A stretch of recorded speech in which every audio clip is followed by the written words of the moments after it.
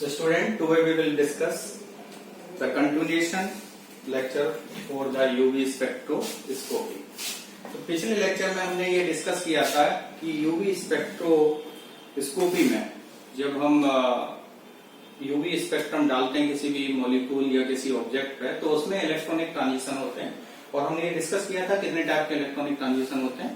आपको रिमाइंड करने के लिए हमने बताया था सिग्मा टू सिग्मा स्टार एक इलेक्ट्रॉनिक ट्रांजिशन होता है, उसको आप एक साथ देख सकते हैं। यहाँ पे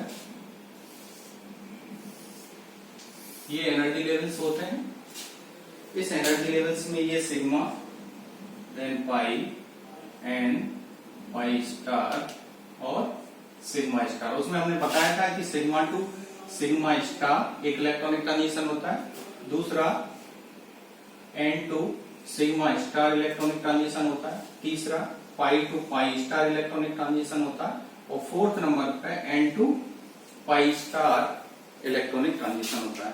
हमने डिस्कस किया था कौन कौन से मॉलिक्यूल में कौन कौन से इलेक्ट्रॉनिक ट्रांजिशन पॉसिबल होते हैं, वो अकॉर्डिंग टू एनर्जी होती है। आज हम डिस्कस करेंगे क्रोमोफोर और ऑक्सोक्रोम। ये क्या कॉन्सेप्ट है, बेसिकली इनके होने से क्या होता है और इनका मीनिंग क्या है। क्रोमोफोर्स जो होते हैं, जैसा कि नाम से पता है, क्रोमो फोर्स, राइट। इसका मतलब है क्रोमा मीन्स कलर, मतलब वो ग्रुप जो कि किसी मॉलिक्यूल या किसी ऑब्जेक्ट या सबस्ट्रेट में कलर के लिए रेस्पॉन्सिबल होते हैं, उनको हम क्रोमोफोर्स बोलते हैं। जनरली होता क्या है कि वो ग्रुप जिनमें कि कोई ना कोई अनसेचुरेशन होता है, या फिर ये कह सकते हो कि अनसेचुरेटेड ग्रुप्स जो कि आइसोलेटेड होते हैं और मॉलिक्यूल में कोवलेंटली बॉन्डेड होते हैं, उनकी वजह से क्या होता है, कलर होता है। जैसे अनसेचुरेशन बात करें, सिंपल मॉलिक्यूल हम बात करें, ये एथिलीन ग्रुप है, तो इसकी वजह से यदि ये मॉलिक्यूल के अंदर पॉसिबल है तो कलर शो करेगा। इट मींस जो कलर का ओरिजिन होता है वो किसकी वजह से होता है, क्रोमोफोर्स की वजह से होता है। जैसे कि हम देख सकते हैं इसमें कौन सा इलेक्ट्रॉनिक ट्रांजिशन होगा, पाई टू पाई स्टार भी होगा, अदर ट्रांजिशन भी होंगे, लेकिन हम जो मेन मॉनिटर करेंगे पाई टू पाई स्टार। क्रोमोफोर्स जो होते हैं इनकी वजह से जब मॉलिक्यूल एब्जॉर्ब करता है तो यूवी और विजिबल इस रीजन की इलेक्ट्रोमैग्नेटिक रेडिएशन एब्जॉर्ब करता है, ठीक है। इसकी वजह से हमें कलर मिलता है। अब ये दो टाइप का हो सकता है, एक ऐसे ग्रुप जिनमें कि केवल एंड केवल अनसैचुरेशन होता है और अनसैचुरेशन होने की वजह से केवल pi to pi star electronic transition होता है, जैसा कि ये हमने एग्जांपल दिया है। और एग्जांपल देख सकते हैं, इस ग्रुप मींस इसमें बाई बॉन्ड है, केवल बाई बॉन्ड है और सिग्मा बॉन्ड भी है, बट इसमें इलेक्ट्रॉनिक ट्रांजिशन जो मॉनिटर करेंगे पाई टू पाई स्टार करेंगे। एक वो ग्रुप्स होते हैं जिनमें कि अनसैचुरेशन में है और नॉन बॉन्डिंग इलेक्ट्रॉन्स भी हैं, अबंधी इलेक्ट्रॉन्स भी हैं। इनकी वजह से क्या होता है, वो ग्रुप भी पॉसिबल है, जैसे NO2,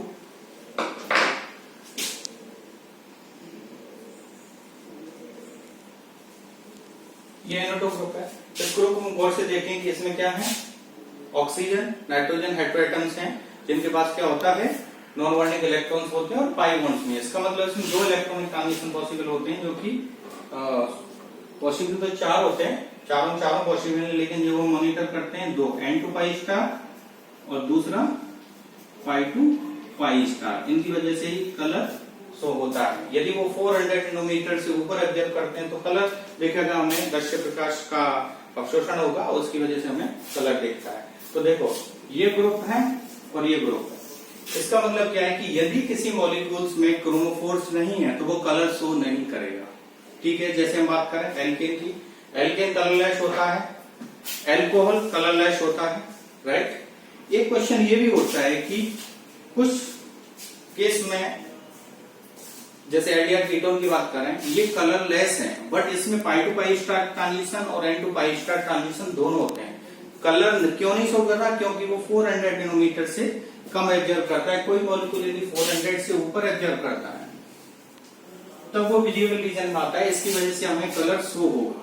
ये केवल एल्डिहाइड कीटोन की बात करेंगे तो वो n to pi star, pi to pi star ये 200-220 नैनोमीटर के आसपास एब्जॉर्ब करता है, ठीक है। दूसरी बात, तो इसका मतलब क्लियर, क्रोमोफोर्स क्या होते हैं, इट मींस ऐसे अनसैचुरेटेड ग्रुप्स जो कि आइसोलेट होते हैं बट सबस्ट्रेट में कोवलेंटली बॉन्डेड होते हैं। जैसे हम बात करें, बेंजीन है, ये बेंजीन जो है ये जनरली एब्जॉर्ब कर रहा है 256 नैनोमीटर। ये कलरलेस, कोई कलर शो नहीं करेगा आपको। जब बेंजीन लो या किसी भी ईकर में है उसमें वो कलरलेस व्हाइट कलर का आपको देगा, कलरलेस दिखेगा। यदि हम इसमें कोई NO2 ग्रुप लगा देते हैं, राइट, ये NO2 ग्रुप लगा दिया तो ये कलर शो करेगा। कैसा कलर शो करेगा? लाइट येलो कलर शो करेगा। इसका मतलब जो NO2 है वो कलर का ओरिजिन है। NO2 एक क्रोमोफोर्स है, इसकी वजह से कलर शो होता है। क्यों होता है कि इसमें कंजुगेशन होगा, कंजुगेशन हम बाद में स्टडी करेंगे। NO2 ग्रुप के पाई इलेक्ट्रॉन्स को मूव करते हैं। यदि हम इसमें एक क्रोमोफोर और डाल दें तो क्या होगा?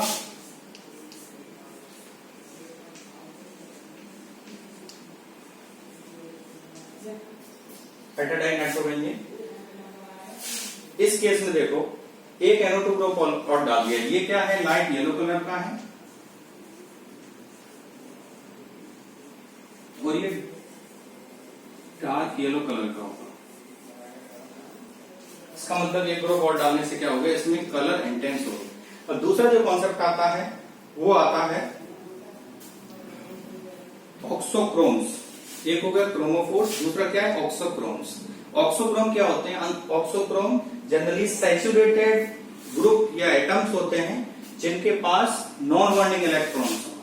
वो क्या करते हैं? वो कलर के ओरिजिन के लिए रेस्पॉन्सिबल नहीं है, they can only increase the colour. It means वो ग्रुप जो कि किसी मॉलिक्यूल के अंदर अटैच होने के बाद कलर को बढ़ा सकते हैं, राइट। इट मीन्स मॉलिक्यूल को कलर शो होने के लिए क्रोमोफोर का होना आवश्यक है। यदि हम उसका कलर इंटेंस करना है तो उसमें कोई ऑक्सोक्रोम्स ऐड कर देते हैं, जैसे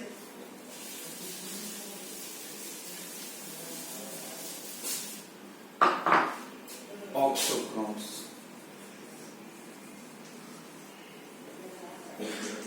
मीन्स ये सैचुरेटेड ग्रुप होते हैं पहली बार,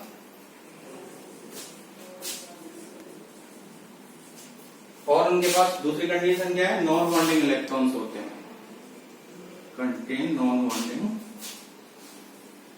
इलेक्ट्रॉन्स।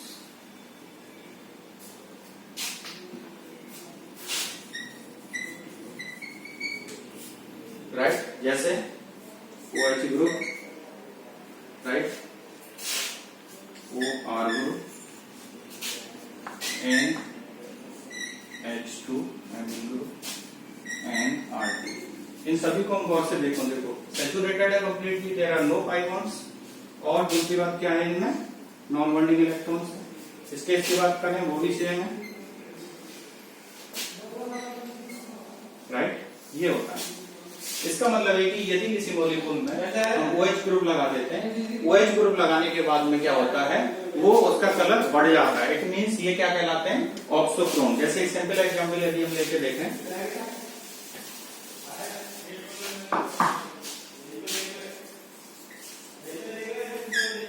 ये नाइट्रोबेंजीन है जो पहले डिस्कस कर चुके हैं। इनका कलर क्या बताया था मैंने? लाइट येलो कलर का, लाइट येलो कलर का ये शो करता है, लाइट येलो। यदि इसमें एक मैं ऑक्सोक्रोम डाल देता हूं, जैसे ऑर्थो नाइट्रोफिनॉल OH NO2, क्या इंक्रीज किया हमने इसमें? इस ग्रुप को इंक्रीज किया, राइट। पहले NO2 था, इट मीन्स इसकी वजह से कलर शो करता है क्योंकि ये क्रोमोफोर्स ग्रुप है बेंजीन में, तो ये कौन सा colour? Light yellow colour show करता है। यदि हम इसमें एक ऑक्सोक्रोम ऐड कर देते हैं तो इसका कलर इंटेंस हो जाता है, ये डार्क येलो कलर का हो जाता है।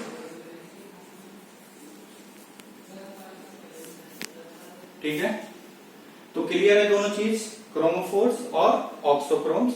क्रोमोफोर जो कलर के लिए रेस्पॉन्सिबल होते हैं उनके लिए मैनुअल कंडीशंस क्या है? अनसैचुरेशन होना चाहिए, आइसोलेटेड होनी चाहिए और किसी सबस्ट्रेट के अंदर कोवलेंटली बॉन्डेड होनी चाहिए। दूसरी बात हम बात करते हैं ऑक्सोक्रोम्स की। ऑक्सोक्रोम्स क्या है? They are saturated compounds but they must contain a non bonding electrons. ठीक है, दूसरे हम एक चीज और आज डिस्कस करेंगे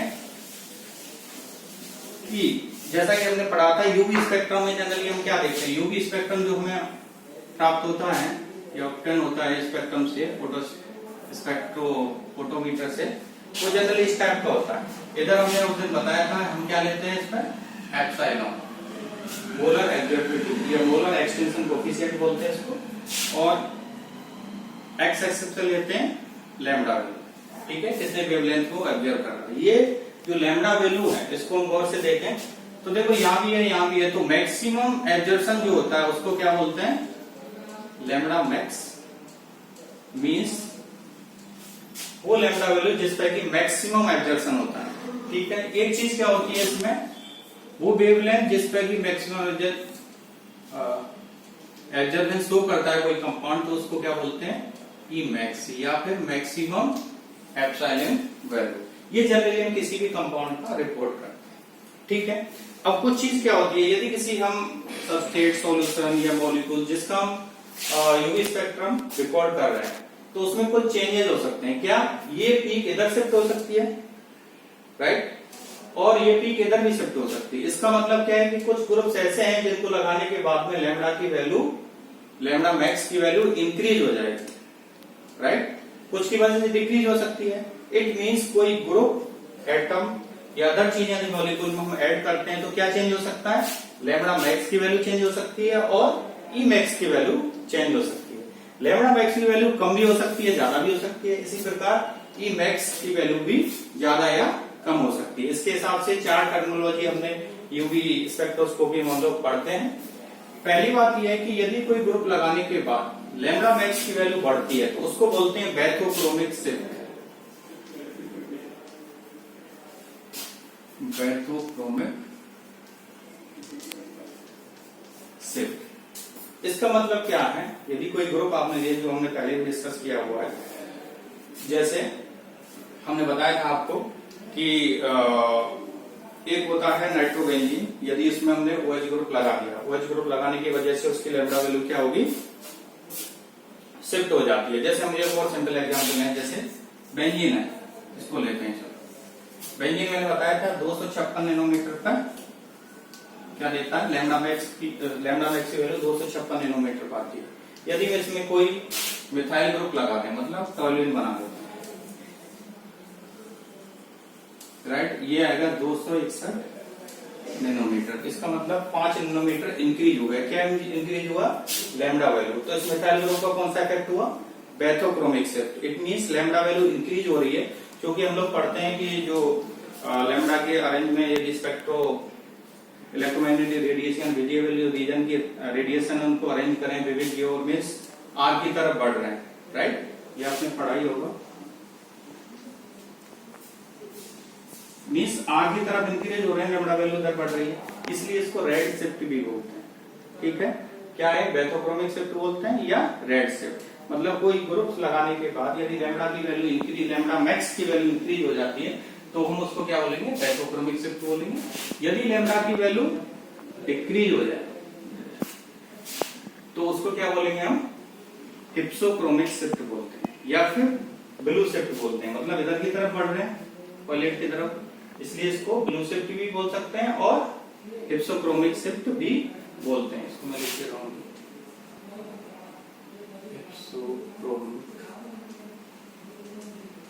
हिप्सोक्रोमिक शिफ्ट।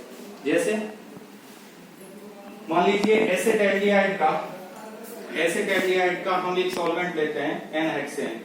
एसिटाल्डिहाइड का N-हेक्सेन में लें तो उसकी वैल्यू क्या होती है, जनरली जो पीक आती है लैम्डा मैक्स की वैल्यू, यदि उसको ऑक्टेन में लें तो वैल्यू कम हो जाती है। इसका मतलब उसका क्या इफेक्ट हो गया, हिप्सोक्रोमिक। दोबारा बोल रहा हूं, यदि एसिटाल्डिहाइड का हम एक सॉल्वेंट लेते हैं N-हेक्सेन में लें तो क्या होती है उसकी वैल्यू जो भी आती है लैम्डा मैक्स, यदि उसको ऑक्टेन में रिकॉर्ड किया जाए तो उसकी 5 नैनोमीटर के आसपास डाउन हो जाती है लैम्डा वैल्यू। तो उसका क्या इफेक्ट हुआ, हिप्सोक्रोमिक। मींस लैम्डा मैक्स की वैल्यू बढ़ती है बैथोक्रोमिक से, लैम्डा मैक्स की वैल्यू कम होती है हिप्सोक्रोमिक से। दूसरा हमने बोला था कि यदि दूसरा इफेक्ट किस पे आता है, ई मैक्स पे आता है। It means E max can be increase किसी ग्रुप की वजह से और E max can be decrease किसी ग्रुप की वजह से। एक एग्जांपल लेके चलते हैं, जैसे एक सिंपल एग्जांपल लेते हैं, हमने नाइट्रोबेंजीन का एक सॉल्यूशन बना दिया, नाइट्रोबेंजीन की बात कर रहे हैं वहां पे, वो हमने बोला था लाइट कलर का आता है। यदि हम उसमें कंसंट्रेशन और बढ़ा देते हैं, कंसंट्रेशन बढ़ाने की वजह से उसकी क्या बढ़ जाती है, एप्सिलॉन वैल्यू इंक्रीज हो जाएगी, एब्जॉर्प्शन वैल्यू इंक्रीज हो जाएगी। ठीक है, तो उस केस में क्या होगा, ये जो ग्राफ है कुछ इधर की तरफ शिफ्ट होगा, मतलब कुछ ऐसे आ जाएगा, किसकी वैल्यू बढ़ी यहाँ पर, ई मैक्स की वैल्यू बढ़ गई, जो आप देख सकते हैं पहले यहाँ था यहाँ शिफ्ट हो गया, तो ई मैक्स कितना आया, यहाँ के आसपास आएगा। इसका मतलब इसको बोलेंगे हम हाइपर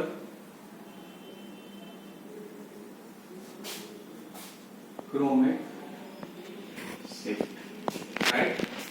दूसरी बात, यदि हम उसकी कंसंट्रेशन कम करते हैं या फिर कोई अदर सॉल्वेंट हम यूज करते हैं जिसकी वजह से एब्सॉल्यूट वैल्यू कम हो जाती है, ई मैक्स की वैल्यू कम हो जाती है, तो उसको बोलते हैं हाइपो क्रोमिक शिफ्ट। ठीक है, समझ में आया। जब ई मैक्स की वैल्यू किसी ग्रुप या सॉल्वेंट इफेक्ट की वजह से बढ़ जाती है तो उसको हाइपर क्रोमिक शिफ्ट बोलते हैं, यदि उसकी वैल्यू कम हो जाती है तो उसको बोलते हैं हाइपोक्रोमिक शिफ्ट। तो टुडे वी हैव डिस्कस्ड, पहले हमने प्रीवियस लेक्चर में इलेक्ट्रॉन ट्रांजिशन पढ़े थे, आज हमने क्या ऑक्सोक्रोम्स, क्रोमोफोर्स और इनकी जो शिफ्ट है, मतलब ई मैक्स शिफ्ट हो रहा है या लैम्डा मैक्स शिफ्ट हो रहा है, इसके हिसाब से इनको क्या क्या टर्मिनोलॉजी दी है वो हमने क्लियरली यहाँ पर डिस्कस किया है। पैथोक्रोमिक इसको रेड शिफ्ट भी बोलते हैं, वो मैंने पहले बता चुका हूं। ठीक है, कुछ ग्रुप्स उनकी वजह से लैम्डा मैक्स की वैल्यू कम होती है तो उसको बोलेंगे एक्सोक्रोमिक शिफ्ट, यदि ई मैक्स की वैल्यू बढ़ती है हाइपरक्रोमिक शिफ्ट, और ई मैक्स की वैल्यू डाउन होती है तो हाइपोक्रोमिक शिफ्ट देखने को मिलती है। ये सारी terminology exam point of view से बहुत इंपॉर्टेंट है। So okay, I hope you can understand.